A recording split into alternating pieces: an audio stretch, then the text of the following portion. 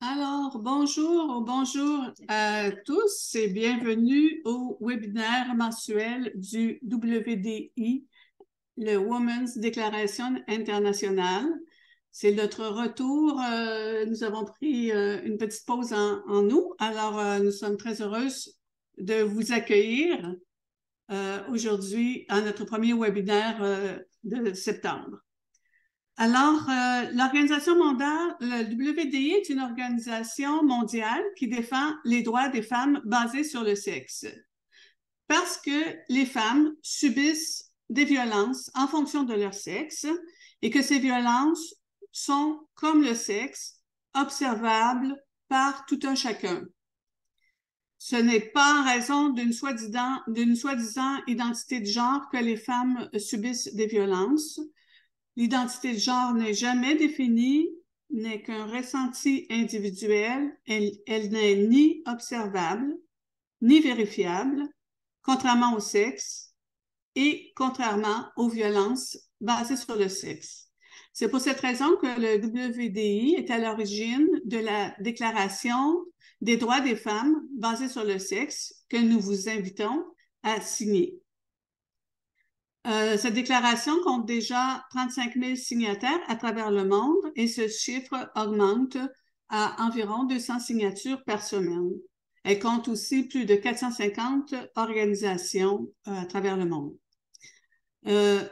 L'article 9 de notre déclaration rappelle l'importance de la protection des enfants et en quoi l'idéologie transactiviste est un danger pour les droits des enfants.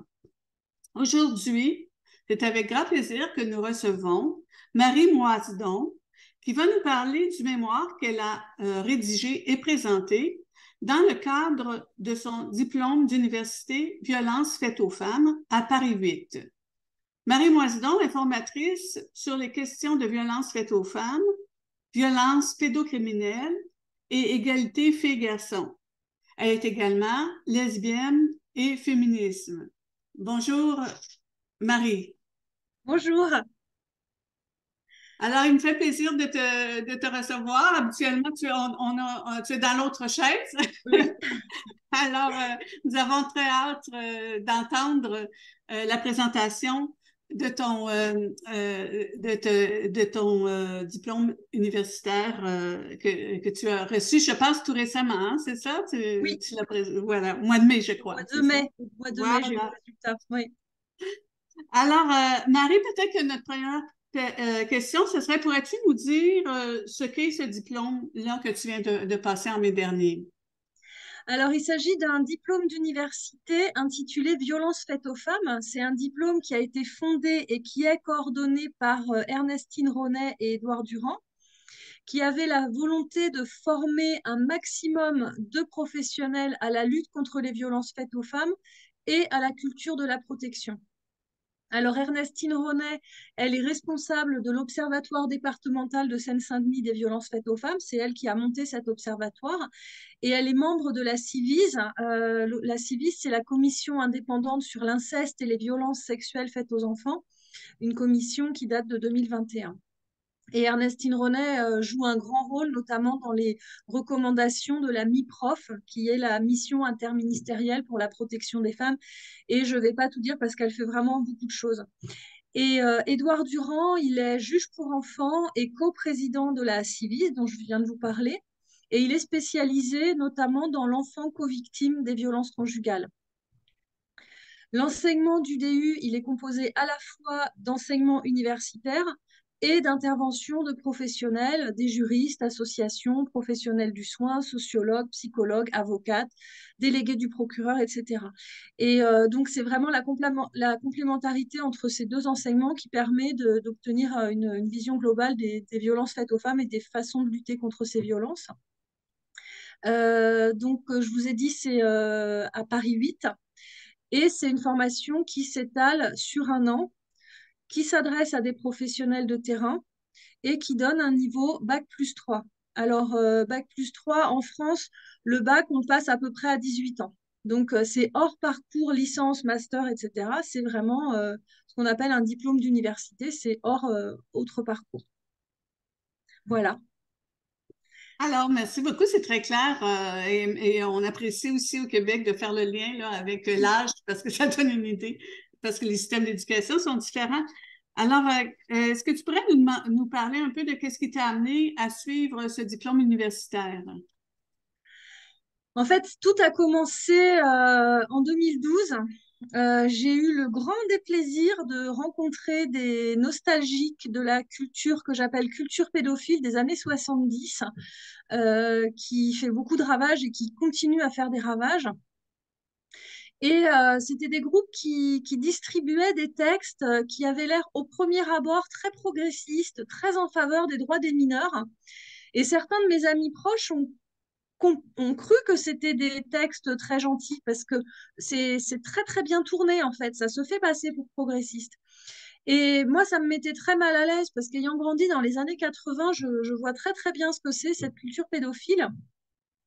Et donc ces textes me mettaient mal à l'aise. Il s'agissait de nier l'existence de l'enfance au prétexte que classer les individus en fonction de l'âge, ça serait discriminant. Alors comme ça paraît gentil, on veut lutter contre les discriminations. Et puis, il s'agissait aussi de s'insurger au nom de la liberté contre toute limite et contre toute interdiction faite aux enfants. Et souvent, au milieu de ces bouquins, c'est-à-dire que souvent, des amis à moi les lisaient, mais s'arrêtaient avant. Donc, ils ne voyaient pas là où vraiment ça devenait très, très craignos. Ben, au milieu de ces enfants, de ces bouquins, les auteurs et autrices commençaient à parler de l'interdiction qui est faite aux enfants d'avoir, enfin, qui serait faite, selon eux, aux enfants, d'avoir une sexualité avec des adultes. Et ça, c'est complètement un renversement de la, de la culpabilité, puisque la loi n'interdit pas aux enfants d'avoir une sexualité avec des adultes. C'est au contraire les adultes qui sont punis s'ils s'en prennent à des enfants. Et ça, vraiment, cette inversion de la culpabilité, c'est vraiment propre aux agresseurs. Et voilà, donc c'est vraiment une propagande. Quand j'ai découvert ça, ça m'a mise très, très en colère et ça m'a amené à faire trois choses. Étudier les principes et les conséquences de la culture que j'appelle culture pédophile des années 70 et ses résurgences dans les années 2010 et puis encore maintenant. Donc j'ai travaillé à la rédaction d'une brochure sur ce thème. Comprendre les mécanismes universels de la violence, qui ont quand même été étudiés assez sérieusement. Et troisième chose, mettre en place des ateliers de lutte contre la pédocriminalité. Alors, en ce qui concerne la culture que j'appelle culture pédocriminelle des années 70, j'ai remarqué plusieurs caractéristiques. Alors déjà, avant d'en parler, il faut savoir que les agresseurs, ils existent à toutes les époques et dans tous les milieux. Et leurs stratégies, elles sont universelles. J'en reparlerai. Le CFCV a mis, le collectif féministe contre le viol, a vraiment mis en lumière les stratégies universelles de l'agresseur. Mais ces agresseurs, ils vont profiter et s'adapter de chaque élément culturel de leur environnement, de leur milieu social. Et dans les années 70, ils surfent sur le vent de liberté pour faire passer leur crime pour quelque chose de libérateur. Ils profitent de la sympathie de la gauche pour le mouvement homosexuel naissant, pour faire comme si eux aussi faisaient partie d'une minorité opprimée, alors que ça n'a rien à voir. Le secret, autre exemple, le secret, c'est un des piliers de la stratégie de l'agresseur. Donc, ça peut prendre plusieurs formes. Souvent, l'agresseur dit à la victime, si tu parles, il va t'arriver des choses graves ou des choses comme ça. Enfin, il trouve un moyen de maintenir le secret. Mais souvent, le secret, il est circonscrit à l'agresseur et sa victime. Dans les années 70, le secret il pouvait s'étendre au fur et à mesure que l'acte pédocriminel était accepté socialement. C'est comme ça que Maznev pouvait se vanter sur des plateaux télé en France des crimes qu'il commettait et être applaudi par ce que j'appelle la gauche cool. J'appelle ça la gauche cool, j'en reviendrai plus tard. J'aime pas les cools, hein, vous verrez. Dans ces années-là, c'est une gauche qui se libéralise, alors qu'avant, quand on était à gauche, il s'agissait plutôt, enfin il s'agit encore pour beaucoup de gens de gauche, hein, de lutter contre les rapports de pouvoir, notamment les rapports économiques, mais pas seulement. Et là, être de gauche, ça signifie de plus en plus accepter tout et n'importe quoi au nom du fameux il est interdit d'interdire, ce truc qui m'énerve, voilà. Et donc, ne plus interdire, ne plus avoir le droit d'interdire, ça signifie qu'on n'a même pas le droit d'interdire les rapports de domination. Et c'est des militants qui considèrent que les enfants sont capables de consentir à tout et n'importe quoi. Michel Foucault, il va même jusqu'à affirmer que qu'il suffit de demander à l'enfant est-ce que tu étais d'accord ou non pour ce rapport sexuel et puis on se contente de la réponse de l'enfant. Or, quand on étudie un petit peu les récits des victimes, on sait que c'est très difficile pour une victime d'élaborer son propre récit. Parce que le discours de l'agresseur, il est très fort. D'autant plus dans un milieu où le discours, il est encore plus fort, qu'on répète aux victimes qu'elles ont de la chance d'être avec des adultes qui leur laissent la liberté. D'autant plus si on donne aux enfants l'impression d'appartenir à une élite, parce que les gens qui critiquent sont arriérés, que l'amour, alors ce qu'ils allaient dire, c'est l'amour entre adultes et enfants, ça a toujours existé dans de nombreuses sociétés auparavant, et c'est l'Occident bourgeois qui brime tout le monde. Bon, ça c'était vraiment le discours. L'enfant victime des pédocriminels des années 70, il ne peut pas se reconnaître comme victime, parce que son agresseur, il ne lui laisse pas la place d'élaborer son propre récit, et l'enfant doit répéter que cet agresseur, en réalité, c'est quelqu'un qui défend ses droits. Alors, la protection de l'enfance, ça s'appuie sur l'idée que les enfants, ce n'est pas des adultes. Et nier l'enfant, c'est vraiment un moyen très pratique pour les agresseurs de se déculpabiliser. Toute personne qui contredisait ces pédocriminels était accusée d'alimenter la panique morale. Et ça, ce mot, vous allez voir, on va le retrouver dans ce qui se passe en ce moment, la panique morale. Et pour un enfant, à cette époque-là, il y a eu des témoignages, hein, s'en référer, s'en remettre aux policiers, aux parents protecteurs ou à toute personne en capacité de le protéger, bah, c'était trahir la communauté. Et alors, comme je vous ai dit, ces pédocriminels à cette époque, ils tentaient de s'assimiler à la cause homosexuelle, mais les lesbiennes, elles n'étaient pas dupes. Et avec les féministes, elles ont dit non, non, nous, on n'adhère pas. Et il y a eu une critique des lesbiennes et des féministes de cette culture pédocriminelle, ces lesbiennes et féministes qui voyaient une manifestation de l'appropriation par les hommes et de la domination masculine. Alors voilà ce que j'ai découvert en étudiant la culture que j'appelle culture pédophile des années 70. Et puis ensuite, j'ai décidé de professionnaliser mes ateliers, puisque jusqu'ici, c'était des ateliers militants et bénévoles. Et il y a quelques années, j'ai commencé à proposer des formations pour les professionnels. J'ai commencé aussi à proposer des formations sur les violences faites aux femmes et sur l'égalité filles-garçons. Et c'est là qu'une amie m'a parlé du DU qu'elle était en train de faire à Paris 8. Et voilà comment j'ai décidé de m'y inscrire. Voilà. C'est vraiment intéressant cette plongée-là dans les années 70 parce qu'on peut voir des similitudes avec certaines situations aujourd'hui. Tu as fait référence à Masdef pour le Québec, évidemment, pour nous. Ce qu'on retient, c'est la fameuse entrevue à Bernard Pivot avec Denise Bombardier, qui vient de décéder d'ailleurs très récemment et avait eu le courage d'intervenir frontalement et de dire les vraies choses. Et c'est intéressant parce que moi, j'avais regardé un petit peu les réactions ici des médias au Québec et puis les médias étaient, comme aujourd'hui d'ailleurs, un peu partagés. Certains, j'ai même vu, moi, des critiques de l'intervention de Denise Bombardier, alors qu'aujourd'hui, je pense que c'est 40 ans plus tard, elle est acclamée pour avoir fait cette intervention et avoir tenu ce discours-là. Euh, Ce que tu racontes aussi, c'est que les adultes dans cet environnement-là ou dans cette philosophie-là considèrent les enfants comme des petits adultes au lieu d'être comme des enfants. Pour eux, c'est simplement un petit adulte. C'est ce que je vois dans ce que tu nous as exprimé. Peut-être ma prochaine question, ce serait de savoir pourquoi tu choisis ce sujet-là pour ton mémoire, les années 70 et la pédophilie et l'environnement médiatique qui entourait ça. Alors, mon mémoire, il porte vraiment sur, alors pas sur je parle de la culture pédocriminelle des années 70, mais mon mémoire, si je vous en ai parlé là, c'est parce que vous allez voir, il y a vraiment je vais faire le parallèle avec ce qui se passe maintenant avec les transactivistes, mais le sujet de mon mémoire, c'est vraiment l'accueil, enfin, élaborer un programme de formation à destination des professionnels sur comment on fait quand on accueille une jeune fille qui se déclare trans. Donc, c'est vraiment ça, et essayer de trouver des pistes d'action en essayant de comprendre. Déjà, si on doit faire, enfin, toute la formation, elle est évaluée sur ce mémoire qu'on rédige tout au long de l'année. Et la question qui nous est posée, c'est en quoi les enseignements du DU vous ont permis d'adopter des pratiques professionnelles protectrices? C'est vraiment la question à laquelle on doit répondre.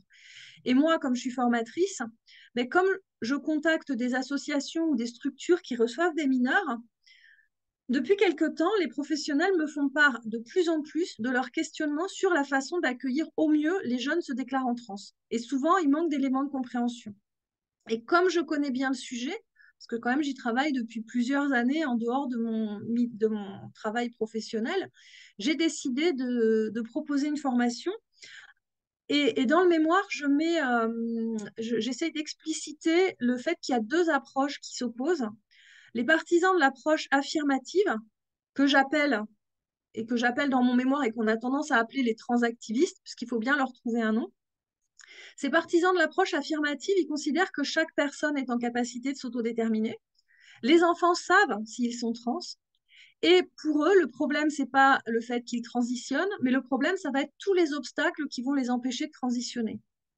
Et tout questionnement sur les causes autres qu'identitaires au mal-être d'un enfant sont à bannir. Donc, il ne faut pas du tout se questionner.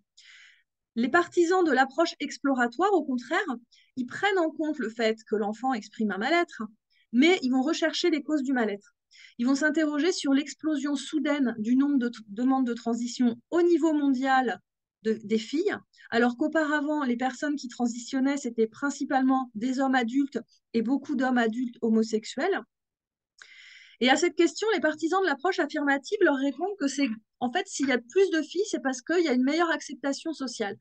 Pourquoi pas? On peut poser cette hypothèse, mais si cette hypothèse, elle était vérifiée, on observerait logiquement autant de transitions de femmes adultes que de transitions de filles. Or, ça n'est pas le cas. Donc, cette explication, elle correspond pas à la réalité. Et puis, les enseignements du DU étaient en résonance avec mathématiques. C'est pour ça que j'ai écrit mon mémoire là-dessus. Et donc, j'ai élaboré ce mémoire comme un programme de... Enfin, j'ai écrit ce mémoire comme l'élaboration d'un programme de formation au regard des enseignements du DU. Avec, dans une première partie, je parle des liens entre transition et violence dans le contexte actuel, c'est-à-dire que les violences que les jeunes filles peuvent avoir subies en tant que filles et qui peuvent leur donner envie de ne pas être des femmes, et les violences qu'elles risquent de subir dans le mouvement transactiviste. Et dans une deuxième partie, je réaffirme les catégories auxquelles ces filles appartiennent, c'est-à-dire que les transactivistes essayent de faire croire qu'elles appartiennent à la catégorie personnes trans, alors que non, elles appartiennent à la catégorie femmes et à la catégorie enfants. Et réaffirmer ces catégories, ça permet de protéger ces filles et de prendre en compte à la fois les besoins de l'enfant et les droits des femmes basés sur le sexe. Alors, je ne vais pas pouvoir vous résumer le mémoire, mais ce que je vais essayer de faire, c'est de vous parler de certaines thématiques qui le traversent. Voilà, en gros. Finalement, si j'ai une question, peut-être par rapport à ce que tu viens de dire, est-ce que tu as pu observer ou amener l'hypothèse que la transition pour une jeune fille pouvait être une certaine forme de protection de la violence qu'elles peuvent subir? Oui, oui, complètement. En fait, dans ma première partie, quand je parle du lien entre transition et violence, je fais toute une partie sur le psychotrauma.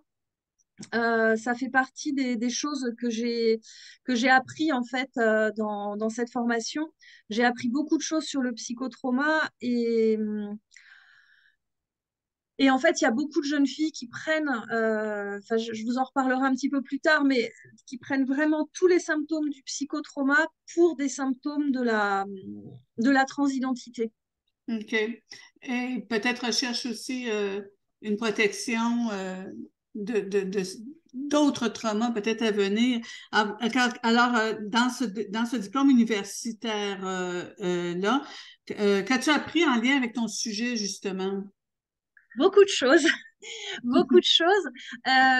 Déjà, au tout début, ça a été même une difficulté pour moi parce que je suis très engagée, je ne suis pas du tout neutre. Et dès le début, on nous a dit, pour écrire le mémoire, un écrit universitaire ne doit pas être un écrit militant. Mm. Et ça amène à beaucoup de vigilance et c'est important. Et c'était très bien qu'on nous le dise. Sinon, l'université serait plus l'université. Et vraiment, ça amène à la vigilance pour respecter chaque point de vue, même ceux avec lesquels je ne suis pas du tout d'accord. Ça amène à faire attention à ne pas caricaturer et pour cela, écouter attentivement les arguments des transactivistes sans les déformer et argumenter avec des éléments objectifs. Et puis, j'ai beaucoup réfléchi pendant cette formation aux notions d'objectivité et de neutralité. Édouard Durand, il dit souvent, en parlant des situations de violence, que entre le loup et l'agneau, être neutre, c'est être du côté du loup. Mm. Donc, on ne doit pas être neutre. Mais, en même temps, tout au long de la formation, on est amené à nous appuyer sur des éléments objectifs. Donc, j'ai réfléchi à la distinction entre objectivité et neutralité.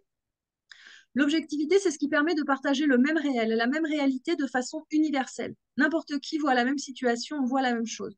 Donc, ça veut dire qu'on considère que le réel existe en dehors des perceptions que chacun a du réel. Alors, je vais illustrer avec un exemple. Je donne des prénoms au hasard, hein. Stéphanie, Jacqueline et Denise habitent ensemble et dans leur placard, elles ont des œufs, du lait, de la farine. Denise propose de faire des crêpes, Jacqueline propose de faire un gâteau et Stéphanie ne prend pas parti. Les trois partagent la même réalité objective. Elles constatent toutes les trois qu'il y a des œufs, de la farine et du lait. Il y a au moins une chose avec laquelle elles sont d'accord. Et Denise et Jacqueline, elles s'engueulent très violemment, enfin très, voilà, elles vont crier, non, moi je veux faire des crêpes, moi je veux faire un gâteau, mais elles sont quand même d'accord sur le fait qu'il y a des œufs, du lait et de la farine dans les placards. Mm. Stéphanie, elle est neutre, mais comme le fait qu'elle prenne pas parti, ça pose pas de problème puisqu'il s'agit pas d'une situation de violence, puisque Denise et Jacqueline, elles discutent à égalité, elle n'a pas à intervenir, donc elle peut éthiquement se permettre de rester neutre. Donc c'est vraiment la différence entre l'objectivité. On est toutes d'accord sur un fait objectif, ce qu'il y a dans les placards, et on peut être neutre ou pas. Denise et Jacqueline ne sont pas neutres, Stéphanie est neutre. Voilà, c'est ça la différence entre objectivité et neutralité. Arrive Sacha. Sacha affirme que les œufs perçus par les trois autres sont en réalité des pommes. Sacha affirme que les trois autres doivent respecter sa subjectivité en disant « si je les perçois comme des pommes, c'est mon droit ». Alors, l'intervention de Sacha, ça relève vraiment d'un relativisme cognitif. Et selon les postmodernes, les postmodernes, c'est vraiment le courant auquel appartiennent les transactivistes. Selon eux, le réel n'existe pas en soi, mais dépend de la perception subjective qu'on en a. Et c'est vraiment à cette conception-là que je m'oppose, puisque j'affirme que le réel existe et qu'on peut avoir une connaissance sur le réel grâce à l'observation, la raison et grâce à la démarche scientifique. Et quand j'ai compris que mon engagement, c'était pas un écrit militant, c'est juste qu'en fait, les valeurs que je défends, c'est les valeurs de l'université, puisque c'est cette conception qui fonde l'université et le savoir universitaire. Les données objectives, elles sont partageables universellement, quelle que soit votre orientation politique.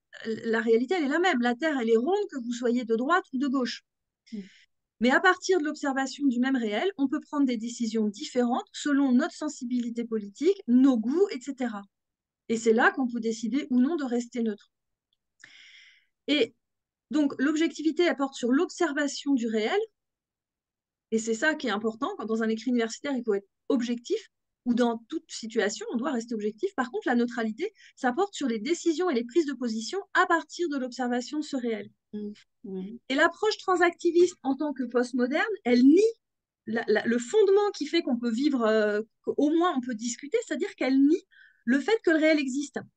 Pour les transactivistes, le réel, il dépend de la façon dont on le perçoit et ils prétendent aussi, le pire, c'est qu'ils prétendent que toute approche objective et universaliste, c'est une approche de dominant. Alors, pour avoir étudié quand même pendant 1 an intensément les mécanismes de la violence et les stratégies des agresseurs, moi, j'affirme le contraire.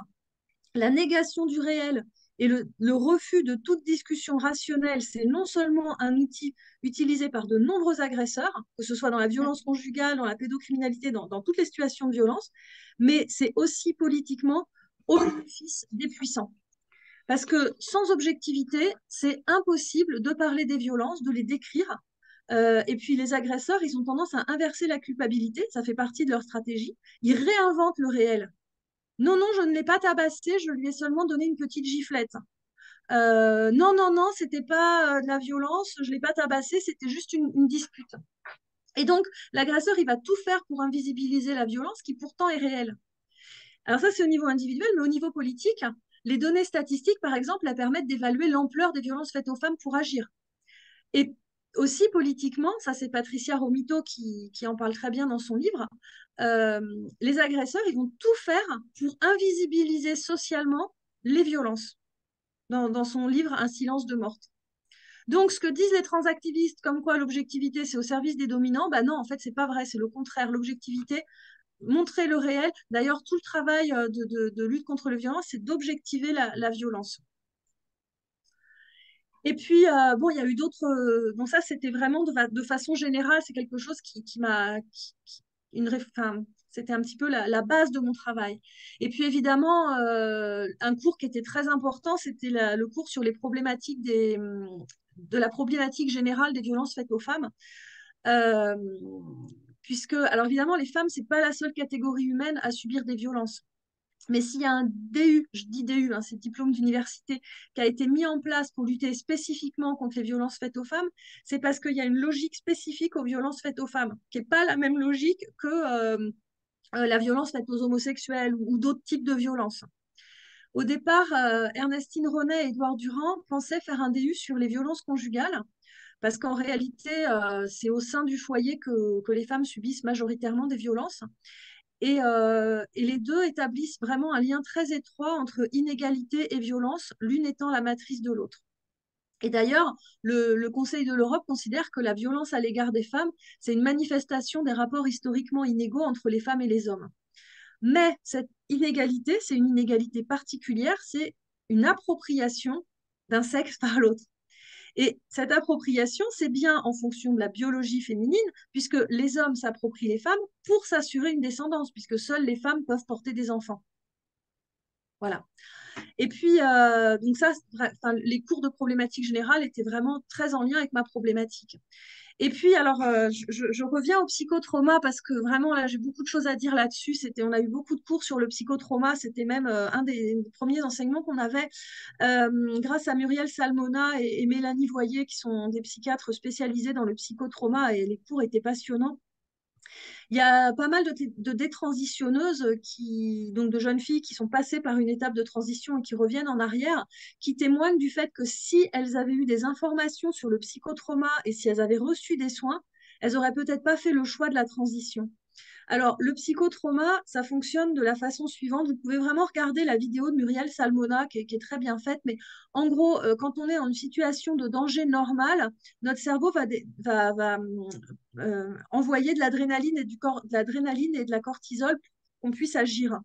Mais si c'est une situation que le cerveau est incapable d'intégrer, comme par exemple une situation de violence, on est sidéré et on ne peut pas réagir. Et le cerveau, il continue à envoyer de l'adrénaline et du cortisol. Et du coup, cette surdose d'adrénaline et de cortisol, ça pourrait nous faire mourir d'un coup. Et donc là, le cerveau, pour éviter de mourir d'un coup, il envoie une dose de morphine et de kétamine. Et c'est cette c'est cette dose de morphine et de kétamine qui provoque la dissociation. Et la dissociation, bah, en fait, c'est un sentiment d'irréalité. On a l'impression que ça arrive à quelqu'un d'autre, que c'est pas vraiment vrai. Et j'ai entendu plusieurs témoignages de jeunes filles ayant transitionné ou souhaité transitionner qui décrivent cette sensation d'irréalité, que le corps, c'est pas vraiment le leur. Et quand on subit une violence, on peut rester dissocié le temps de l'agression, 1 heure, 1 mois, plusieurs années, tant qu'on est en contact avec l'agresseur. Et quand on n'est plus dissocié, c'est-à-dire quand on n'est plus avec l'agresseur, c'est là que ça commence à aller vraiment mal puisqu'on n'est plus anesthésié. Quand on n'est plus anesthésié, c'est là que la mémoire traumatique apparaît. Et là, on entend en boucle les phrases de l'agresseur. On revit comme si on le vivait au présent. Et là, on a l'impression de devenir folle. Alors, il y a 2 types de stratégies pour survivre à la mémoire traumatique, les conduites dissociantes et les conduites d'évitement. Les conduites d'évitement, par exemple, si j'ai été attaquée, agressée par quelqu'un qui portait un pull vert, eh ben, je vais tenter d'éviter de rencontrer quelqu'un qui a un pull vert, tout simplement. Et puis, donc, pour revenir à ta question tout à l'heure, tenter de refuser d'être une femme, ça peut, si par exemple j'ai subi une violence liée au fait que je suis une femme ou une fille, eh ben là, il y a des gens qui me proposent de ne pas en être une. ce qui est complètement illusoire. Mais la jeune fille, elle peut se dire, bah, ça peut être une stratégie d'évitement. Euh, donc, le psychotrauma, il peut agir en tant que stratégie d'évitement. Euh, et puis aussi en tant que stratégie dissociante. Alors, dans un des précédents webinaires, on avait reçu Benji, une détransitionneuse qui raconte que face aux agressions qu'elle subissait dans le mouvement queer, le fait d'imaginer qu'elle n'était pas une femme, ça lui permettait aussi de se dissocier de la réalité. Ça lui donnait l'impression que ce qui était en train d'arriver, ce n'était pas vraiment à elle. Et c'était le seul moyen de supporter les violences qu'elle subissait. Donc là, on est vraiment plutôt dans une stratégie dissociante. Ça peut vraiment être les deux. Et puis, quand ces jeunes filles, elles nous disent qu'elles sont pas nées dans le bon corps, ça rappelle vraiment la dissociation traumatique, l'impression de ne pas être dans le réel. Et dans le mouvement transactiviste, plutôt que d'encourager ces filles à se tourner vers les professionnels du soin en psychotrauma, les associations transactivistes les encouragent à violenter leur corps en portant un binder. Et violenter son corps, ce sont des pratiques dissociantes. Érotiser les souvenirs traumatiques à travers le BDSM, ce qui est aussi des conduites dissociantes. Il faut Le savoir... BDSM, juste pour Ah expliquer oui, oui, BDSM, c'est des pratiques qui tendent à érotiser les rapports de soumission-domination. oui. C'est BD, je ne sais pas ce que c'est, mais SM, c'est sadomaso. Et donc, c'est des conduites dissociantes.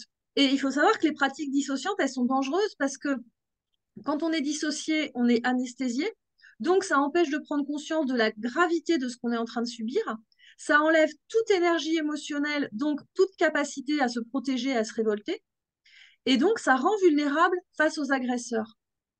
Mais justement, si je peux le BD veut dire bondage, qui veut dire se faire attacher. Donc, on est vraiment Voilà. lié. Oui. Voilà. Alors, c'est l'incapacité de réagir. Voilà. Ouais. Et c'est vraiment, au niveau du psychotrauma, c'est vraiment une conduite qui dissocie. Et il peut y avoir, même pour des victimes, enfin des personnes qui souffrent de psychotrauma, dans les pratiques dissociantes, il peut y avoir une volonté. Des personnes, des fois, elles ne comprennent pas pourquoi elles se mettent en danger ou pourquoi elles vont éprouver quelque chose qu'elles prennent pour de l'excitation, alors qu'en réalité, c'est simplement de la mémoire traumatique. Et ça peut être très, très difficile pour certaines victimes de comprendre ce qui est en train de leur arriver, quoi. Et, euh, et donc, la promotion de la prostitution, alors, c'est plus facile d'entrer dans le système prostitueur quand on est dissocié, et la Mm. prostitution dissocie. Enfin bon, c'est un cercle vicieux. Et donc, ces personnes, elles risquent de plus en plus de subir des violences. Et autant la dissociation traumatique, c'est important au moment de l'agression pour ne pas mourir tout d'un coup de surdose d'adrénaline et de cortisol, autant continuer à être dissocié, c'est vraiment dangereux.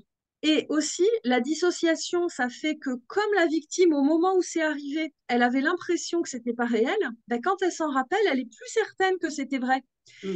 Et notamment Esther, qui témoigne dans Rebelle du genre, elle décrit très précisément une situation avec des hommes adultes sur des sites qui envoient des photos d'eux en petite tenue à des adolescentes.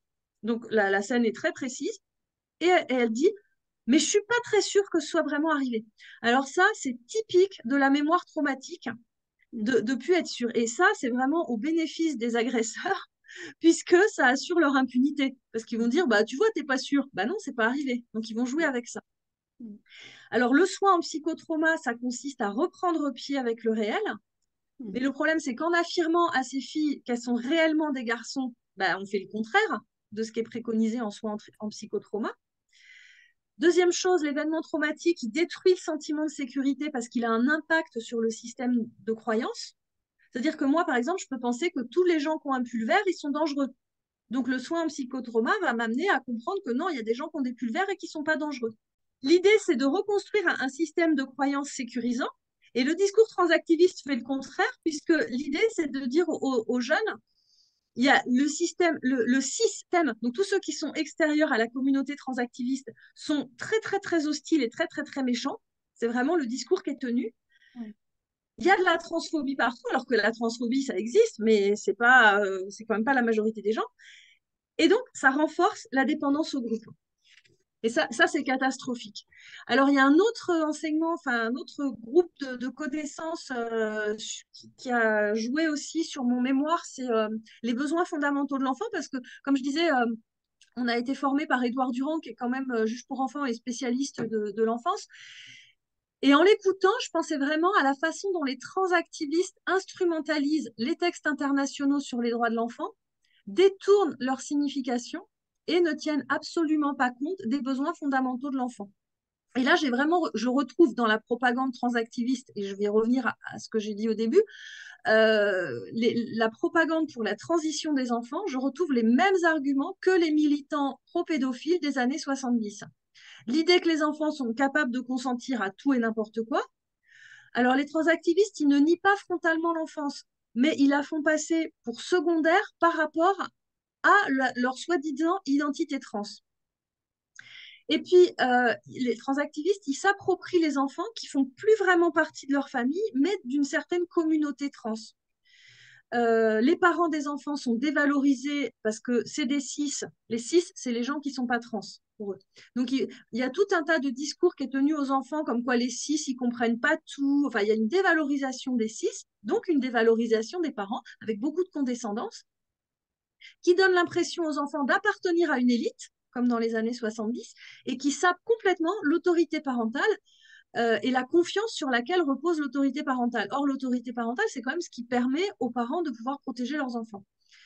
Toute critique est qualifiée de panique morale, exactement les mêmes termes que dans les années 70, et les corps des enfants sont appropriés. Moi, quand j'ai dit non au planning familial, je ne vais pas militer pour les bloqueurs de puberté. J'ai reçu une lettre très très longue et très intimidante d'une personne du planning. Et au milieu de cette lettre, il y avait marqué tu refuses les bloqueurs de puberté, mais ce sont nos corps, ce n'est pas les tiens. C'est une personne adulte. Hein. Alors là, j'ai dit d'accord, c'est très clair. C'est-à-dire qu'en fait, pour toi, le corps des enfants, c'est ton corps. Alors qu'aucun adulte normalement constitué ne dit ça. On ne dit pas c'est pas nos corps. Quoi. Donc une appropriation du corps des enfants par ces gens de cette communauté. Et puis évidemment, le soutien de la gauche cool pour se faire passer pour progressiste, l'utilisation de la cause homosexuelle pour s'attirer la sympathie de gens très gentils, hein, parce que les gens qui soutiennent les LGBT, ils croient bien faire. Hein. Faut qu'ils arrêtent, mais ils croient vraiment bien faire. Ils pensent vraiment soutenir les homosexuels, alors que c'est un mouvement terriblement homophobe, mais bon, voilà. Et évidemment, comme dans les années 70, les féministes et les lesbiennes qui se battent contre ces absurdités et contre ces atteintes aux droits. Et aussi, pareil que dans les années 70, ils se font passer pour les défenseurs des droits des enfants. Il y a tout un détournement du vocabulaire de la protection de l'enfance, et notamment l'article 12, c'est intéressant, l'article 12 de la Convention internationale des droits de l'enfant. C'est un exemple parmi d'autres, mais je vous le dis parce que pour avoir une idée. L'article 12, il porte sur la prise en compte de l'opinion de l'enfant sur toute question l'intéressant, eu égard à son âge et à son degré de maturité. Ça ne veut absolument pas dire que les enfants doivent être livrés à eux-mêmes. Eh bien, l'association Chrysalide interprète complètement cet article comme obligeant les États à considérer l'enfant comme un acteur en capacité de contribuer à sa propre protection. C'est un vrai détournement. Et donc, du coup, l'enfant doit décider s'il veut transitionner ou pas. Vous voyez un peu comment il détourne les textes. Mais sauf que c'est faux, c'est pas du tout ça que dit l'article. Et quand on lit très rapidement, on se dit, bah, ils sont sérieux, ils se basent sur la CIDE, enfin, sur la Convention internationale des droits de l'enfant, sauf que non, c'est pas du tout ça que dit la CIDE. Ils font ça pour plein de choses. Donc, vraiment, il faut y aller, il faut creuser et bien lire ce qu'ils racontent. Les besoins fondamentaux de l'enfant, ils ont été définis par le rapport de la docteure Martin Blachet. Donc, ils sont vraiment définis. Et il y a un méta-besoin, c'est-à-dire un besoin dont la satisfaction détermine la satisfaction de tous les autres besoins. C'est le besoin de sécurité. Et normalement, cette sécurité, elle est assurée par les parents, sauf cas contraire. Du coup, les transactivistes, en détournant l'enfant de la protection parentale, ils empêchent la sécurité de l'enfant, notamment en incitant à fuguer, ou alors cette association Chrysalide qui va amener les enfants à considérer que toute critique, tout parent qui ne va pas adhérer complètement à leur transition, c'est un signe de maltraitance. Et ça, vous pouvez aller voir sur l'association Chrysalide, enfin, vraiment, c'est très net. Quoi. Alors, ce qui était vraiment encore plus important dans mon mémoire, c'est le travail sur le langage. Ça, c'est vraiment une thématique qui revient souvent, qui a une très grande importance dans mon mémoire et une grande importance dans les enseignements du DU. Édouard Durand répète très très souvent que la violence s'oppose au langage. En fait, les agresseurs, ils veulent que la victime se taise. Et comme je l'ai dit tout à l'heure, ils peuvent aussi élaborer tout un discours tellement fort que la victime ne peut pas construire son propre récit. Et un des axes de travail de Linda Tromeleux, quand elle travaille avec les violents conjugaux, elle est intervenue, c'était passionnant, c'est de faire en sorte qu'ils n'utilisent pas des mots qui minimisent leurs actes de violence. Ça fait un travail aussi sur le langage avec eux. Enfin, vraiment, le langage, il revient dans cette formation tout le temps. Et un langage perverti, il empêche de penser le réel. Donc, il empêche de voir les rapports de domination. Et dès le premier jour de cours, Ernestine Ronet nous a cité une phrase de Victor Hugo, et c'est cette phrase qui m'a accompagnée tout au long de la rédaction de mon mémoire, c'est « qui délivre les mots, délivre la pensée ». Et vraiment, moi, c'est cette phrase qui m'a guidée, quoi, vraiment. Enfin, voilà pour les enseignements voilà, qui m'ont aidé sur ce mémoire. C'est très intéressant parce que le langage, effectivement, puis on aimerait que tu nous en parles encore davantage si tu le veux, mais le langage, effectivement, joue un rôle extrêmement important pour imposer une façon de penser, pour changer le fait, comme tu le disais, c'est pour soit faire taire, d'ailleurs, comme tu viens de le dire, ou imposer une façon de penser qui est différente de celle qui transmet ou qui traduit le réel. Voilà. Alors, si tu pouvais nous parler un peu plus de ta réflexion sur le langage dans ton mémoire.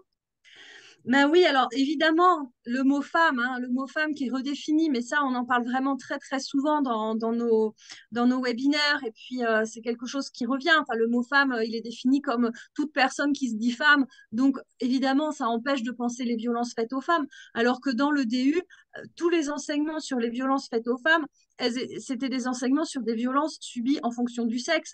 On n'a jamais eu des enseignements sur des violences qu'on pourrait subir parce qu'on se sent femme au fond de notre petit cœur. Enfin, j'ai pas eu ça comme enseignement, moi.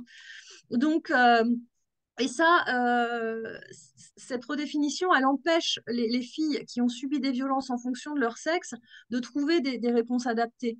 Parce qu'on leur dit être une femme, c'est se sentir femme. Alors elles ne se sentent pas femmes, elles ne voient pas à quoi ça correspond.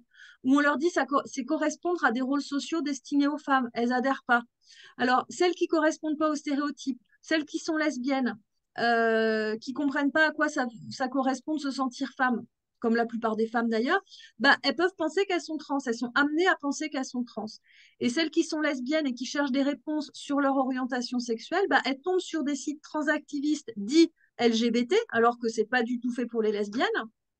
Et le discours ambiant qui redéfinit le mot lesbienne en disant une lesbienne, elle peut être attirée par n'importe quelle personne qui se sent femme, bah, ça les incite pas à se sentir bien dans leur corps. Et puis, j'ai fait aussi, parce que moi, je refuse d'utiliser le mot personne trans. Enfin, j'ai essayé de faire un travail de définition parce que les transactivistes nous parlent sans arrêt des personnes trans et moi, je ne vois pas ce que c'est. Alors, je distingue personnes trans quand je parle de transactivistes. C'est pas toutes les personnes qui sont définies. En fait, dans le parapluie trans, il y a plein de gens Les transactivistes prétendent défendre les personnes trans, alors qu'en réalité, il y a plein de gens qui sont nommés personnes trans et qui ne se reconnaissent pas du tout dans l'idéologie transactiviste ni dans leur programme politique. Alors, les associations transactivistes, elles utilisent l'expression parapluie trans en revendiquant le fait que le mot personne trans, c'est volontairement un fourre-tout. Donc, si on met n'importe qui dans l'appellation personne trans, n'importe quel enfant peut penser qu'il est trans. Alors ça, pour moi, je refuse parce que la polysémie, c'est toujours au service de ceux qui veulent cacher le réel, qui veulent manipuler, c'est au service des dominants. Alors que parler clairement, ça permet l'honnêteté intellectuelle et ça favorise des relations inégalitaires. Moi, je ne vois pas de personnes trans. Moi, ce que je vois, c'est des personnes transsexuelles, c'est-à-dire des personnes ça c'est la définition de Jacqueline Sephora-Andrew, qui est une personne transsexuelle et justement qui s'insurgeait contre l'idéologie transactiviste et les violences faites aux femmes, aux féministes et aux lesbiennes. Donc Jacqueline Sephora-Andrew définit en gros, personne transsexuelle, c'est une personne qui effectue des modifications dans le but de vivre au mieux dans le rôle social de l'autre sexe. Bon, point barre. Mais ça n'a rien à voir avec des personnes, par exemple, qui s'écartent particulièrement de la norme associée à leur sexe. On peut s'éloigner de la norme sociale et pas forcément faire des transitions. Et parmi les personnes qui s'écartent de la norme sociale, donc, moi je vais dire des personnes qui ne se conforment pas aux stéréotypes. Je ne dis pas des personnes trans, je dis juste une personne transsexuelle, une personne qui ne se conforme pas aux stéréotypes. Là, on voit de quoi je parle. Et parmi ces personnes qui ne se conforment pas aux stéréotypes, toutes ces personnes ne souffrent pas de dysphorie. Toutes ces personnes ne choisissent pas de faire une transition médicale. Toutes ces personnes ne s'identifient pas comme trans. Dans l'appellation personne trans, les transactivistes mettent aussi des hommes qui affirment être des femmes, mais ont toute l'apparence d'un homme. Ils ne changent pas de morphologie, pas de vêtements, mais ils demandent qu'on les considère comme des femmes. Alors, en faisant ça, on amène tout enfant à pouvoir s'identifier comme trans. Et d'ailleurs, si vous tapez suis-je trans sur un moteur de recherche, je vous incite à essayer. En mettant n'importe quel âge, vous allez arriver à une réponse positive. Alors, je voudrais aussi parler de la dysphorie, parce que même ce terme-là n'est pas très clair. La définition transactiviste de la dysphorie, elle est contradictoire. On va d'abord, avant de parler de la dysphorie, parler de la non-conformité. La non-conformité de genre, ça désigne communément le fait de ne pas se conformer au rôle attendu socialement en fonction de son sexe. C'est très clair. Sauf que la WAPTH, qui est l'association internationale autoproclamée spécialiste des questions trans et sur laquelle s'appuient les associations transactivistes, donc la WAPTH dit d'accord, la non-conformité, c'est le fait de ne pas se conformer au rôle social attendu, mais c'est aussi, selon eux, le fait de ressentir une inadéquation entre son sexe et son identité personnelle. Mais on ne peut pas mettre dans le même mot non-conformité de genre deux choses qui n'ont rien à voir. Ne pas se conformer aux stéréotypes, ça n'a rien à voir avec le fait de ressentir une inadéquation entre son sexe et son identité. On peut avoir un garçon qui aime le rose, mais qui ne se sent pas du tout fille. Mais le truc, c'est qu'en désignant par un même mot deux concepts totalement différents, la WAPTH assimile par confusion les écarts à la norme avec une identité trans. Début de manipulation par le langage. Et c'est cette confusion qui peut amener des adolescentes qu'on appelait à une certaine époque des garçons manqués à penser qu'en réalité, elles sont en réalité des garçons dans un corps de filles. Alors que la réalité objective, c'est que c'est des filles et que le travail des féministes, qui a quand même consisté notamment à affirmer qu'une petite fille, elle peut aimer faire ce qu'elle veut sans se soucier des stéréotypes, tout ce travail des féministes, il est mis à mal par le discours transactiviste. Donc voilà pour ce qui est de la non-conformité, donc qui est complètement redéfinie par la WAPTH. Et maintenant, la dysphorie. Donc, ils nous parlent tout le temps de la dysphorie. Ils mettent tout et n'importe quoi sous le terme de dysphorie. La dysphorie, c'est quand même défini comme une souffrance causée par un sentiment d'inadéquation entre le sexe et l'identité ressentie. Et cette souffrance, il y a des gens qui sont vraiment dysphoriques et que ça fait souffrir.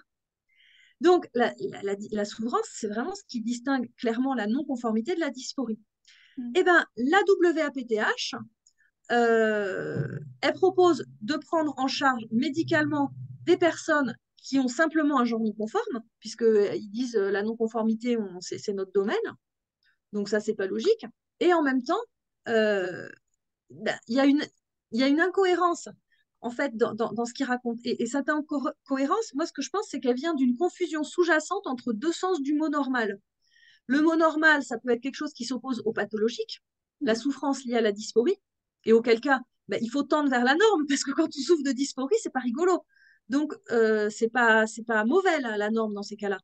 Et l'autre sens du mot normal, c'est qu'il s'écarte de tout écart, qui s'écarte des règles sociales. Et auquel cas, ce mot normal, il est plutôt problématique, parce qu'effectivement, vouloir normaliser les gens, c'est embêtant. Donc, la WAPTH, d'une part, normalise ce qui est pourtant décrit comme source de souffrance et abandonne les personnes dysphoriques à leur souffrance, en déconseillant même toute exploration psychologique des causes de la dysphorie. Donc, on abandonne des gens qui auraient besoin de soins. Et d'autre part, elle médicalise des écarts à la norme sociale. Donc, c'est ça qui amène les enfants qui ne se conforment pas aux stéréotypes à se considérer comme trans, puisque ça veut tout et n'importe quoi. Ça veut dire tout et n'importe quoi. Et donc, un enfant trans, un enfant qui ne se conforme pas aux stéréotypes, on va dire que c'est un enfant trans. Et puis après, vu qu'il est trans, faut qu'il réfléchisse aux modifications. Et puis, donc, ça amène, année après année, un enfant non conforme vers une transition médicale. Et une fille qui se conforme pas aux stéréotypes, elle se retrouve dans la même appellation qu'un homme hétéro qui aime se travestir. Hmm. On va dire que c'est la même catégorie, alors que ça n'a rien à voir. Une fille qui a subi des traumas, elle se retrouve dans la même catégorie que l'homme qui se sent pas homme. Et il y a une chose qui est très à la mode, c'est l'accompagnement par les pairs. Ça va amener ces filles à être accompagnées non pas par des gens qui ont subi des traumas. À la limite, pourquoi pas l'accompagnement par les pairs? Moi, je pense que c'est important aussi d'avoir une expertise sur certains domaines, mais pourquoi pas avoir des pairs qui partagent, qui ont mais là, on leur dit, tu as le même vécu que quelqu'un de trans, mais pourquoi spécifiquement les personnes trans? Ben, elles pourraient être accompagnées par des gens qui ont vécu des traumas, elles pourraient discuter avec d'autres femmes, mais on leur interdit de toute façon d'avoir des non-mixités entre femmes, ça c'est interdit, donc voilà. Elles pourraient aller dans des associations lesbiennes où là, ce serait aussi un accompagnement par les pairs, mais non. Le seul accompagnement par les pairs qui est proposé, c'est, et souvent en plus par des hommes adultes. Expliquez-moi ce qu'il y a de commun entre le vécu de genre d'un homme adulte et d'une jeune fille. Bah si, les transactivistes, ils disent si, si, ils sont transgenres tous les deux. Bon, d'accord. Donc ces jeunes filles, elles sont complètement isolées de toute analyse féministe. Et puis voilà, dans la lignée de ce dont je vous ai parlé, sur le relativisme, les transactivistes, ils refusent toute expertise. C'est-à-dire que moi, par exemple, quand je vais voir mon médecin, parce que j'éternue, si je lui dis, voilà, je viens vous voir parce que j'ai une allergie, et lui, il me dit non, c'est le Covid. Si j'adopte la même posture que les transactivistes, moi, je vais lui rétorquer, non, non, non, non, non, je suis experte de moi-même et je veux des antihistaminiques. Si mon médecin se comporte comme un trans-friendly, c'est-à-dire un ami des trans, enfin, c'est comme ça que disent les transactivistes, il va me donner des antihistaminiques pour que je sois contente, mais je vais continuer à éternuer. Si au contraire, il m'affirme que bah, non, il a fait des études de médecine et ces études, elles s'appuient sur l'observation de nombreuses données, que ces observations, elles peuvent aussi prendre en compte la parole des concernés, évidemment, mais que cette parole, elle doit être étudiée de façon scientifique pour dégager des grands principes. Alors, euh, soit, quand il me dit ça, soit je considère que dans certaines situations, l'expert peut avoir une connaissance sur ce qui m'arrive, même si ce médecin n'a jamais eu le Covid et ne souffre pas d'allergie, bah, quand même, il a une connaissance, ou alors je persiste. Et ce que demandent les partisans de l'approche exploratoire, c'est qu'on ait de réelles études sur les bienfaits ou non des transitions médicales sur les mineurs, et c'est-à-dire une démarche scientifique et non une démarche idéologique. Donc voilà, sur le langage et puis sur cette notion de dysphorie qui veut tout et rien dire et qui s'appuie sur, qui refuse en fait toute démarche scientifique puisque c'est seule la parole des concernés qui compte. Voilà, en gros, bon, j'ai été un petit peu, j'ai parlé de beaucoup de choses, mais voilà en gros ce que j'ai pu retenir. Très intéressant. Tu as amené des choses que je m'étais même, pourtant, ça fait longtemps que j'étudie cette question et tu as amené des choses qui m'étaient même pas, que j'avais encore jamais vues. Alors, c'est assez formidable ce que tu as réussi finalement à décortiquer du langage et des stratégies, en fait, qui font que les jeunes filles sont dépourvues, on les amène à être dépourvues finalement des outils qui les aideraient, les outils féministes, les outils du féminisme radical qui démontrent les liens de domination et les liens de pouvoir, en fait, et dont elles sont victimes. Et maintenant, ben, elles sont privées, en fait, c'est ce que je comprends, elles sont privées de cette interprétation-là parce qu'on leur donne une autre, on leur impose en fait une autre interprétation qui les amène encore plus loin, peut-être dans cette victimologie-là. C'est terrible. Je voulais te demander comment s'exerce la violence envers les filles. Bon, on vient de le voir un peu, là, mais peut-être que tu pourrais même donner quelques exemples. Comment s'exerce concrètement la violence envers les filles dans ce mouvement-là, en fait, dans cette idéologie-là. Oui. Ben, en fait, je vous ai un petit peu parlé rapidement des stratégies universelles de l'agresseur. Ça, c'est vraiment le collectif féministe contre le viol qui a vu que dans tous les récits de viol, en fait, il y avait toujours les mêmes choses qui revenaient. L'agresseur, il va avoir une victime, il va la choisir, et puis ensuite, il va tenter de l'isoler. Et en fait, aussi, ces stratégies, c'est le collectif féministe contre le viol qui les a vues. Mais on se rend compte que c'est pas seulement dans le viol, mais situations de violence conjugale, dans les situations de pédocriminalité, enfin dans toutes les situations en fait de violence entre un agresseur et une victime, l'agresseur il va vraiment avoir une stratégie, contrairement à ce qu'on pouvait croire que c'était des pulsions. Il a toute une stratégie donc, qui consiste à choisir sa victime, à l'isoler, donc dans la violence conjugale, à faire en sorte qu'elle puisse plus aller voir ses copines. Voilà, enfin, il y a toute une façon d'isoler, de dévaloriser la victime en lui disant, en lui faisant penser qu'elle est nulle et qu'elle vaut rien, d'inverser la culpabilité, c'est-à-dire que c'est pas de ma faute, c'est elle qui avait une mini-jupe et j'ai pas pu me retenir, ou alors elle avait mal fait cuire le steak et c'est pour ça que je lui ai tapé dessus. Enfin, c'est jamais de sa faute à l'agresseur. Quatrième pilier, c'est d'inverser la. Non, oui, j'ai dit inverser la culpabilité. Autre pilier, c'est qu'il va faire régner la terreur, il va menacer la victime et terroriser en permanence, et ce qui va aussi l'empêcher d'agir. Et puis aussi, l'agresseur, il va assurer son impunité en verrouillant le secret. Donc, on en a un petit peu parlé de la façon de verrouiller le secret, notamment dans la culture pédocriminelle. Et puis, il assure son impunité en recrutant des alliés. Et comme je vous disais tout à l'heure, les agresseurs, ils existent partout, dans tous les milieux, à toutes les époques, mais ils s'adaptent et ils profitent de ce que leur environnement peut leur fournir comme avantage. Et donc, dans le milieu transactiviste, j'ai regardé comment ils utilisaient les avantages liés à cette culture pour exercer leur violence. Alors, s'il y a un agresseur dans le mouvement transactiviste, il n'y a pas de raison qu'il n'y en ait pas, puisqu'il y en a partout des agresseurs, mais un agresseur dans le milieu transactiviste, il va profiter de plein de choses. Déjà, les victimes du mouvement transactiviste, ça va être les féministes et les lesbiennes, puisque le fait de dire pour une lesbienne, je refuse le pénis, c'est déjà s'exposer à la violence des transactivistes. Le fait d'être féministe et de dire qu'on défend les droits des femmes basés sur le sexe, ça peut amener à subir des pressions et des menaces de mort. Les autres victimes, c'est ces jeunes filles. Les filles qui ne sont pas conformes aux stéréotypes vont pouvoir être recrutées. Les jeunes lesbiennes, les filles qui ont subi des traumas, elles arrivent, elles cherchent des réponses, elles arrivent sur les sites transactivistes et c'est des sites qui se présentent comme féministes ou LGBT. Et donc elles pensent qu'elles vont être accompagnées et en fait pas du tout. Et aussi d'autres victimes, par exemple les personnes autistes qui sont très très facilement victimes du milieu transactiviste et qui transitionnent facilement. Et alors ensuite, comme je vous disais, les agresseurs, ils isolent. Dans le milieu transactiviste, l'isolement, c'est vraiment isoler des adultes protecteurs et de la réalité commune. Je vous l'ai dit tout à l'heure, on isole des parents, on fait croire que les parents sont mauvais. On isole de la réalité commune. Esther qui raconte qu'elle passait des heures et des heures, sur Rebelle du genre, elle raconte ça, des heures et des heures sur son téléphone portable à apprendre des mots nouveaux. Et pendant ce temps-là, elle n'était pas en train de parler avec ses camarades.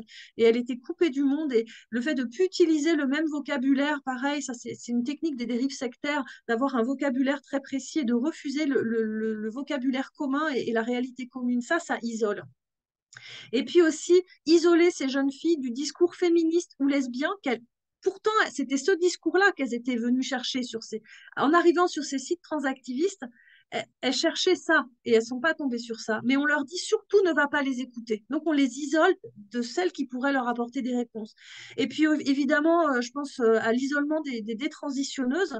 Donc c'est des jeunes femmes qu'on a tenté de couper de leur milieu amical, familial, etc.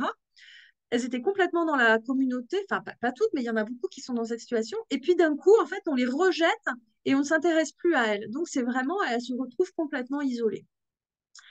Le deuxième pilier de la stratégie de l'agresseur, c'est la dévalorisation. Donc là, la dévalorisation, elle passe par des termes déshumanisants, puisqu'on demande aux femmes de ne plus se nommer femmes, mais personnes à utérus, femmes cis.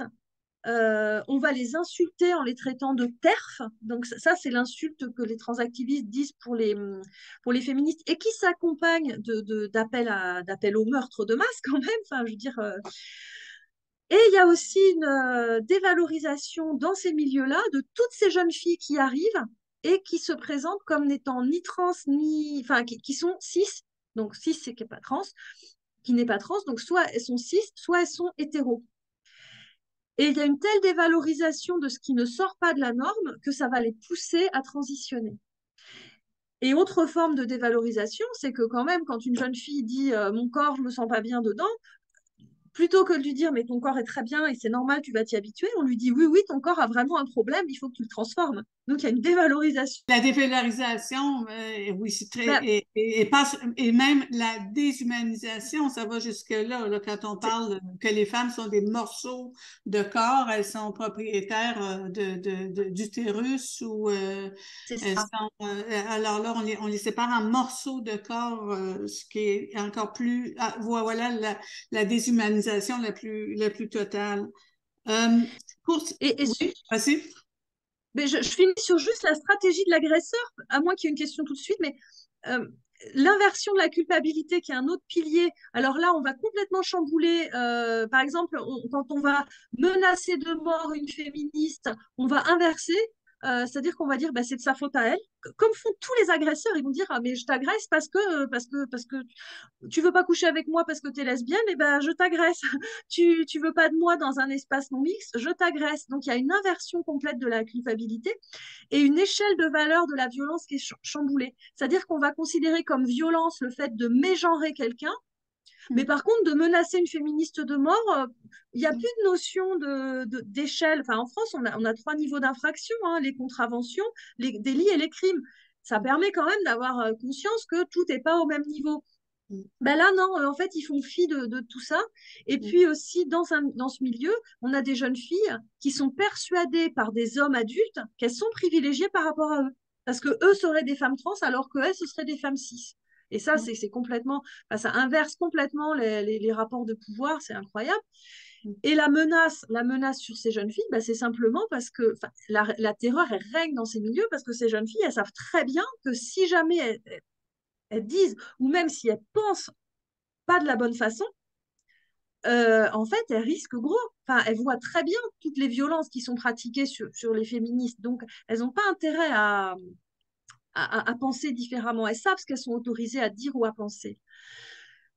Et l'impunité, bah, elle est assurée par le secret, donc j'en ai parlé, hein, la perversion du langage, et puis aussi c'est certaines jeunes femmes, notamment Axel, qui raconte que si on dit bah tiens j'ai été agressée par telle personne, bah, le mec il peut dire ah ouais bah t'es en train de nier que je suis une femme. Donc en fait on fait taire les féministes, enfin on fait taire les victimes parce qu'elles n'ont pas le droit de dénoncer une violence. Et l'impunité assurée par les alliés, bah là on est clairement dans cette gauche qui est complètement comme dans les années 70, et ça c'est vraiment les alliés des transactivistes, qui est complètement prise par ce mouvement-là. Enfin voilà. Et donc voilà, c'était vraiment pour dire que dans le mouvement transactiviste, les mécanismes universels de la violence se retrouvent et les stratégies de l'agresseur utilisent cette idéologie-là.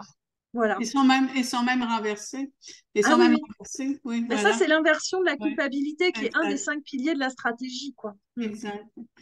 Euh, ça me rappelle aussi, je sais peut-être Benji qui avait aussi témoigné au WDI et qui s'était fait dire par des hommes trans-identifiés que les femmes, les jeunes filles trans-identifiées n'avaient pas le droit de parole parce que c'est elles qui avaient le pouvoir. C'était quand même extraordinaire de leur Ça, demander de se taire. Elles n'avaient pas le droit de parler. Elle avait raconté ça dans c'est son... ça, c'est une inversion, complètement. c'est l'inversion des stratégies de pouvoir. Euh, pour terminer, peut-être il reste, il était et sept, donc il va rester un petit peu, on va se garder un petit peu de temps pour les Ouais. questions. Donc, peut-être quelle conclusion est-ce que ton diplôme ou ta réflexion t'a amené, peut-être en terminant? Ben, déjà, réaffirmer les catégories qui protègent, euh, rappeler que c'est ces adolescentes, c'est des filles et des enfants, et arrêter d'invisibiliser tout ça.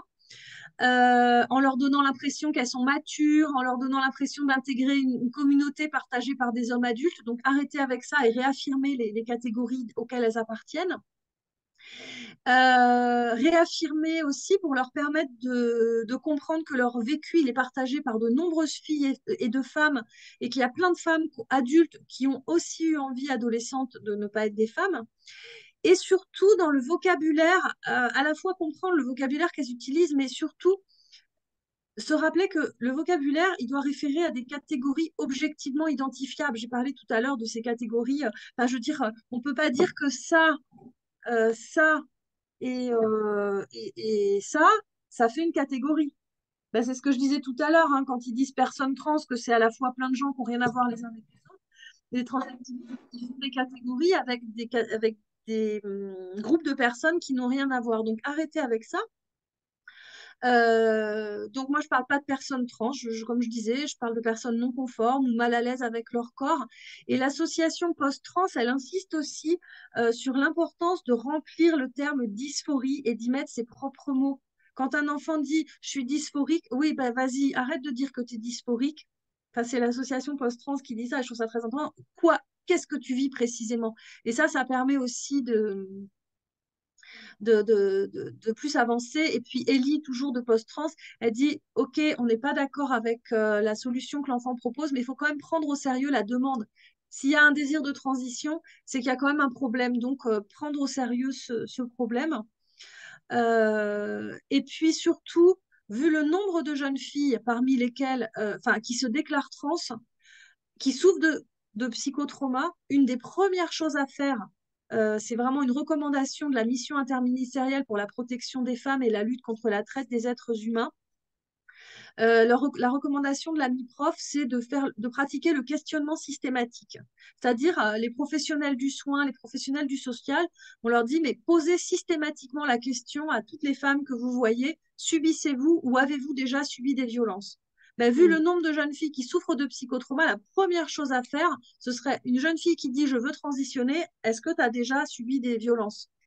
Et comme ça, on avance. Et si la réponse est oui, l'orienter, si c'est possible, vers un centre de soins en psychotrauma, militer pour qu'il y ait des centres de soins en psychotrauma partout. Et si c'est pas possible, au moins apporter des soins en psychotrauma, apporter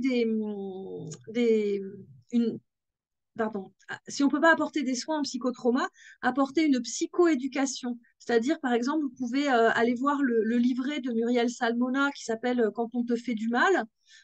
C'est disponible sur le site de l'association Mémoire traumatique et victimologie.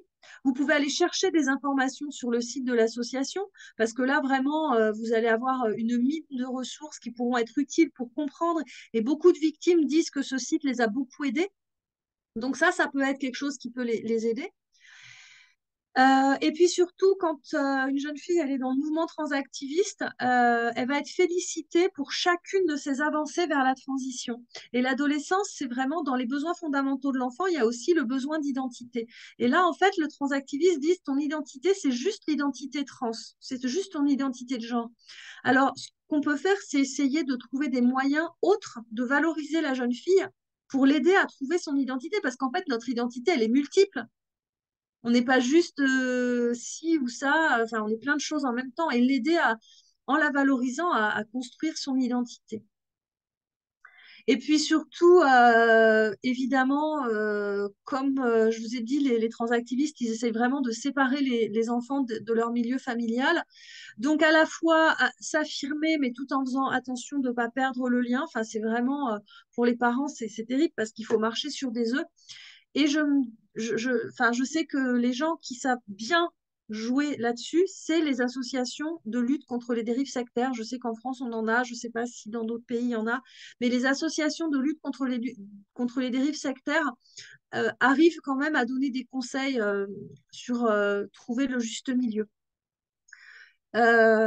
Et surtout, étant donné que les milieux transactivistes sont très sexualisés, et qu'il peut y avoir des échanges entre des jeunes filles et des hommes adultes, c'est vraiment important de réaffirmer les interdits et de rappeler les rapports de pouvoir qui peuvent résulter à la fois de la différence d'âge et à la fois des rapports sociaux de sexe, de sexe. Apporter des ressources autres que transactivistes, notamment sur la condition féminine, des ressources féministes, des ressources lesbiennes militantes. Des ressources psychologiques aussi, de l'aide. Ressources psychologiques, mais surtout politiquement, essayer de favoriser des discussions démocratiques, c'est-à-dire d'être dans l'écoute, de faire un peu c'est ce qu'on conseille souvent avec les victimes de violences conjugales, c'est de créer des espaces démocratiques dans lesquels les femmes victimes se rendent compte que c'est pas comme à la maison, en fait, que là, on les écoute. Faire un petit peu la même chose à la maison, qu'elle voit qu'à la maison, on écoute, on débat, mais qu'on reste dans le respect pour qu'elles se rendent compte que effectivement là où elles sont dans le milieu transactiviste, c'est pas du tout démocratique et puis voilà, c'est des petits outils, mais c'est minime hein, parce que c'est vraiment très très difficile pour les parents. Et puis et surtout, comme elle va utiliser un langage que nous on comprend, enfin que souvent en tant qu'adulte c'est difficile à comprendre, se former à ce langage, mais de façon critique. C'est-à-dire que euh, alors par exemple, je vais donner l'exemple du mec cis hétéro. Un mec cis hétéro, selon les transactivistes, un mec cis hétéro, c'est un homme qui n'a pas transitionné et qui est hétérosexuel. Les transactivistes nous disent que c'est une catégorie objective. Moi, j'ai fait tout un travail, en fait, j'ai un lexique dans mon mémoire dans lequel je dis ça, c'est une catégorie objectivement identifiable et ça, non. Ben, le mec cis hétéro, le jour où il décide de transitionner, enfin, du jour au lendemain, hein, quelqu'un que vous prenez pour un mec cis hétéro, il peut dire non, non, mais moi, je me suis toujours sentie lesbienne trans. Donc, il faut considérer que c'est vrai, même s'il ne change rien. Alors, ça prouve bien que le mec cis hétéro, c'est pas une catégorie objective. C'est-à-dire que moi, je vois un homme, je ne sais pas si c'est un mec cis hétéro, si c'est une lesbienne trans, j'en sais rien. Donc, en fait, moi, j'utilise pas ce terme-là. Moi, j'utilise des choses que n'importe qui, par exemple, ça, tout le monde peut être d'accord que c'est une trousse. Il y a pas, enfin, tout le monde peut définir que c'est une trousse. Alors que la catégorie, c'est un exemple, hein, mais la catégorie mec, cis, hétéro, c'est pas une catégorie objectivement identifiable. Un homme, c'est identifiable. Un homme hétéro, c'est identifiable. Mais un mec cis hétéro, ça veut rien dire. Donc voilà, avoir un regard critique sur le langage et sur les catégories qui sont utilisées et plutôt essayer d'utiliser pour penser vraiment sereinement que des mots qui réfèrent à des catégories objectivement identifiables. Et puis, évidemment, se rapprocher d'associations de parents, comme notamment en France, on a l'association Hippomonie qui fait un super travail. Et quand, si cette jeune fille, elle sort de cette période-là, écouter la rapprocher, enfin déjà pas la culpabiliser parce qu'il faut une force pas possible déjà pour sortir de là. Et puis aussi, il y a des associations de détransitionneuses qui sont formidables. Et il y a le témoignage d'Esther qui peut faire beaucoup de bien aussi parce que ça permet de comprendre quels sont les mécanismes qui fait qu'on s'est retrouvé à subir cette manipulation. Donc ça peut être aussi positif. Voilà. Eh bien, que d'informations, que d'informations. Merci beaucoup. Merci infiniment de nous avoir partagé c'est un travail de longue haleine. Je crois que c'était un travail de presque un an de recherche, hein? Alors, et puis je suis certaine que tu peux aller beaucoup plus en détail que ça, mais déjà, ça nous donne une bonne idée de ton mémoire. À propos du mémoire, alors il y a des gens il y a une personne qui demande est-ce que le mémoire de Marie est consultable dans son intégralité? Alors, vas-y. Alors en fait, c'est encore j'ai pas encore eu le temps de m'en occuper. Alors peut-être qu'il est à la fac de Paris 8, ça je sais pas encore, mais j'aimerais bien trouver un moyen de le rendre public. Mais pour l'instant, non. Mais il est peut-être à Paris 8. Il faut y aller. Mais de toute façon, je vais essayer. Soit j'arrive à le faire publier, soit je le diffuserai. Enfin voilà, de toute façon. Mais si jamais, de toute façon, nous, on fait toujours un suivi, là, le WDI, de nos webinaires. Donc, si cette information-là vient à être disponible, on pourrait l'intégrer Oui, dans le courriel qui va leur être envoyé.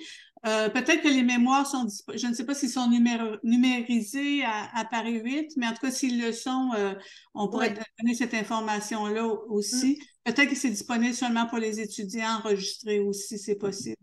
Alors, il y a aussi une autre question qui dit, ça c'est concernant les psychotraumas. Peut-on faire l'hypothèse que la légende du masochisme des femmes qui rêveraient, hein, c'est vraiment un conditionnel, d'être violées ne vient pas, comme je le croyais, des images de soumission des femmes véhiculées par les films, par exemple, les livres, finalement, la culture, mais que ce serait une manifestation de nos anciens traumas sexuels.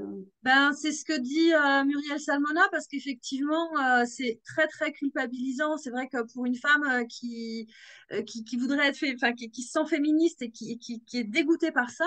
Et alors ça, c'est autre chose qu'explique Muriel Salmona, c'est que le traumatisme, au moment de l'agression, la victime, elle est tellement sous l'emprise de l'agresseur. Et en plus, le souvenir, il se met pas au bon endroit, en fait. Il n'est pas stocké au bon endroit dans le cerveau. Et il y a des victimes, en fait, ça c'est Muriel Salmona qui l'explique, en fait, elles vont être colonisées par la mémoire de l'agresseur. Et Mm. l'agresseur, en fait, ça l'excitait beaucoup, lui, de toute cette violence. Mm. Justement, le soin en psychotrauma, ça permet de sortir de là. Et ça ne veut pas dire que les femmes, elles adorent subir des viols, ça veut dire que euh, c'est même une double peine, en fait, pour pas mal de victimes de, de ressentir quelque chose qui ressemble à une excitation sexuelle et qui n'en est pas, et qui donne à la victime l'impression qu'elle aimait ça, alors que pas du tout. Ça, Mm. vraiment, je vous conseille d'aller sur le site de Mémoire traumatique et victimologie parce qu'il y a plein de femmes que ça déculpabilise, en fait, et ça permet aussi d'avancer et de se Et débarrasser de de se ces images-là. comprendre, et de se comprendre soi-même, oui, c'est ça. Voilà, ouais, Ouais.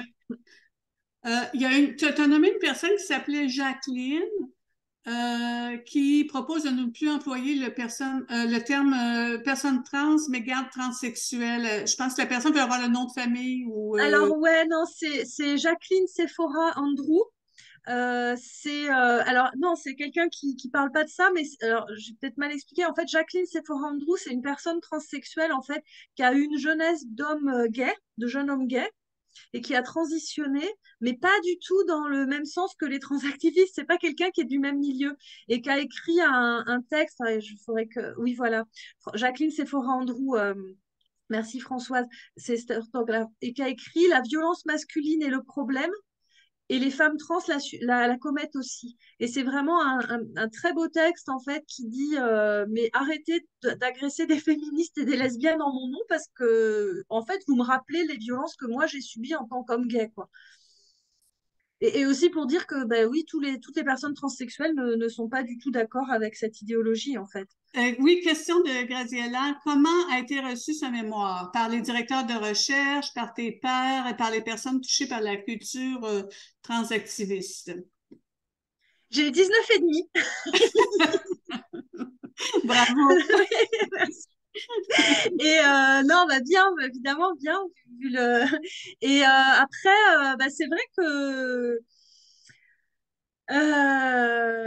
moi, je me protège en fait. Je m'amuse pas à aller parler à des gens qui sont dans cette culture-là parce que de toute façon, tout ce que je peux dire va être retenu contre moi. Et puis que bah, j'ai déjà subi avant ça, il y a pas mal d'années, j'en ai un peu parlé, mais quand j'étais au planning, enfin, je sais pas, j'ai été virée du planning familial, mais j'ai subi de la violence et du harcèlement pendant pas mal de temps. Donc moi, je les évite, hein. Après, c'est vrai que bah, ce mémoire, moi, je l'utilise aussi en tant que formatrice pour aller proposer mes formations. Et c'est vrai que c'est assez positif parce que dans certains endroits où, où j'interviens, ben, ça me permet de faire une porte d'entrée et puis de dire, voilà, moi, je propose une formation sur ce thème-là. Ben, avant de m'acheter une formation ou avant voilà, que j'intervienne, vous pouvez voir à peu près comment je pense et puis les critiques que je fais. Et ouais, ce mémoire, il me fait vraiment une porte d'entrée aussi assez intéressante. Il y a pas, je vois pas d'autres questions, Marie. Non, il n'y en a pas d'autres. Alors, je te remercie beaucoup pour cette générosité de nous partager ce mémoire, ce travail, ce volumineux travail. Alors, nous vous remercions tout le monde de votre assistance et nous sommes très heureuses de vous retrouver d'ailleurs aujourd'hui. La prochaine fois, nous nous retrouverons le dimanche 1er octobre pour le prochain webinaire. Puis en attendant, bien évidemment, vous pouvez aller signer la Déclaration des droits des femmes fondée sur le sexe que vous avez vu au début de cette, où je pense que quelqu'un, voilà, qu'on vient de mettre en ligne. Alors, on a l'habitude de finir comme ça, mais aujourd'hui, on fait un petit changement.